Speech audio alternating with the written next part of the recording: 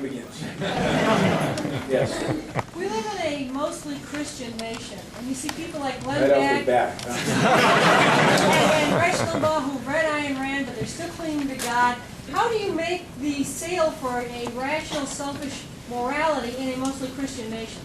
It's hard because I think Christianity and Judaism, this is a Judeo-Christian ethical tradition that I'm attacking, and many of them know it, not all of them.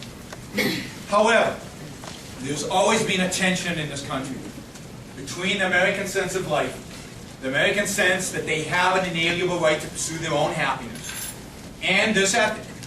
And for the most of the American history, religion has been something you do on Sunday, something you do on the side, and most of the week you live your own selfish, self-interested life and you pursue your happiness and you say what you have to say in church and you go and live. And that's what we have to latch onto. We have to latch onto the inherent self-interest that the American people have. People go to work every day, not for their neighbors, not for kids in Africa. They go to work every day for themselves and their own kids and their own family. And we need to latch onto that. And we need to question their altruism. We need to challenge the altruism, the otherism. Altruism means otherism in Latin. Question this notion of self-sacrifice. We need to challenge their ethics because many people, and I don't know if this is true of Rush and Beck, they have their own reasons for being religious or claiming to be religious in some cases. But most Americans are religious because they fear a moral vacuum. They fear an ethical vacuum. I hear over and over again, without God there is no morality. How can I give up God because then I have to give up what's right or wrong? They want to know that they're doing right.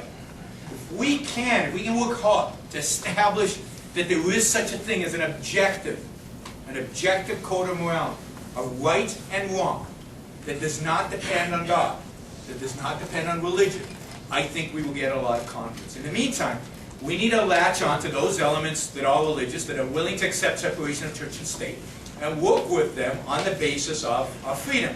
That they have to accept separation of church and state, and they can't be altruistic explicitly. And it's a challenge. Glenn Beck is maybe a short-term friend of ours, but long-term, not clear that he is. He might be the enemy long-term. It's a real question, and the same with Rush. Now, I feel a little less hostile to Glenn Beck because on a show he did on 2020 when he was asked why he was so religious and why he became a Mormon, he's a Mormon by the way, he said that he really turned to religion because when he was dating his wife, she wouldn't have sex with him until they were married, and to get married he had to prove that he was devout. John Stossel, who was interviewing him, said, "So basically you're telling me you're religious for the sex?" And Glenn Beck says, "Well, yeah." I have to say, if ever there was a reason to do something, that's about the best you can get. So, I don't know.